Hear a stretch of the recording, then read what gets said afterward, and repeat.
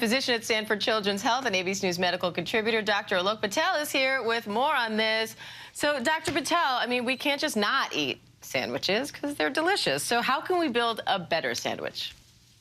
Sandwiches are delicious, and please tell Becky that we are not coming after your sandwiches at all. They're just ways to kind of use them to load up on good nutrients like vegetables and fiber. That is, in fact, what I do when I build a sandwich at home is I use it as a vehicle to hide all sorts of goodness. So here's some broad tips for building a better sandwich at home. If you're a sandwich lover, like so many people, try using whole grain. That's a better source of fiber. Diane, I know everyone watched our segment on Wednesday. Avoid the processed meats. Try something like rotisserie or a higher quality protein. Pay attention to a dairy source or cheese that is not completely processed and loaded with preservatives. And I am all about hummus on my sandwiches. That is a great source of nutrients. I also put hot sauce in everything as well, which makes everything taste better. I'm just saying life is better when it's spicier. What happens if you're ordering at a deli or restaurant? Because it sounds like you're talking about how to build the sandwich at home, which is great, but we don't always have the time to do that. We don't. And Diana, it sounds like you might be ordering pickles with a side of a sandwich, but I'm not judging here. I will tell you that when you're ordering at a restaurant, one of the most important things that people can do is pay attention to what's actually inside the sandwich, because this can be a hidden source of calories, fat, sugar, sodium. So try getting whole grain. Ditch the rolls if you can, because even bagels are one of my favorites. Pretzel rolls are loaded with bad stuff in it. You can have half of it. Try doing the half sandwich, half salad. Order veggies, skip the double meat. And listen, healthy fats are a great thing like avocado, but at the end of the day, pay attention to what you're building. I will tell everyone out there that I just looked up one of my childhood sandwiches. We will not name names of where it's from. It has 1,100 calories in it. I used to eat those things all the time growing up. So do your research. This is my least favorite segment we have ever done, and I really want to kick you off my show right now, but I can't because it's time for us to do viewer questions with our weekly segment, Patel It Like It Is. Dr. Patel, fine. What do we need to know?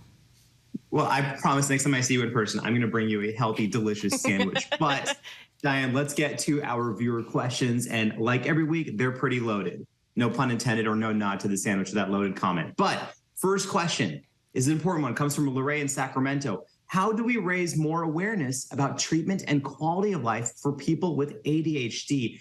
Dan, this is a loaded but necessary question, given the fact that according to the CDC, about 10% of U.S. children have a diagnosis of ADHD. A lot of adults suffer from it, and this number may be an undercount. Now, the reality is a lot of people out there are familiar with these symptoms of ADHD, such as hyperactivity, impulsivity, and not being able to sit still, and paying attention to tips and treatments such as behavior therapy, medications, and parents getting involved in promoting routine, staying organized, and healthy diet and sleep are all really important, but we have to have a dialogue, and people need to understand that while we make jokes about ADHD, and some people say it's not a real disease, it affects a lot of people, millions of people who can have quality lives with the right treatment. Affects a lot of people. Next question, here we go.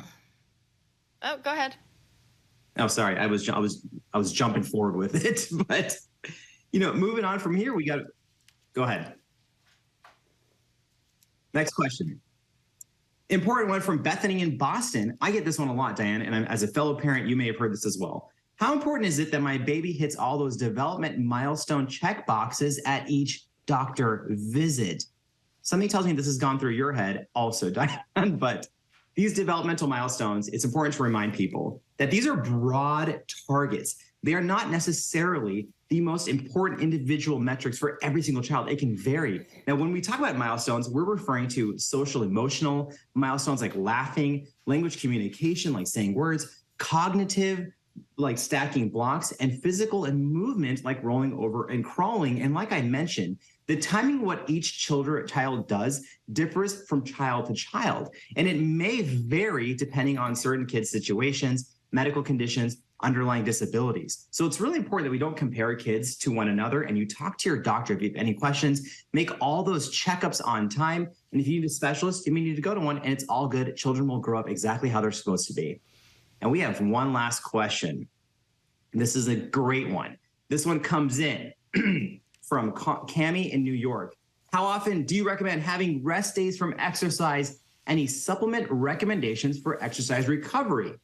Diane, I know that viewers think I look like a fitness expert, but I'm really not. So we're going to consult science over here. there is an evidence-based approach to exercise recovery. It is called the 4 R's. These are rehydrate after workout. Make sure you're replenishing those fluids and electrolytes. Refuel, build up those body energy stores with good, healthy carbohydrates. Repair with high-quality protein. And make sure you're resting, the 4 R's. There's even some research about supplements out there like tart cherry juice and beetroot juice, which may also help with recovery. And I'm going to quote celebrity fitness trainer Joey Thurman here and saying that preparation is everything, and recovery actually starts before you work out so you don't get too kicked in the wind after you're done.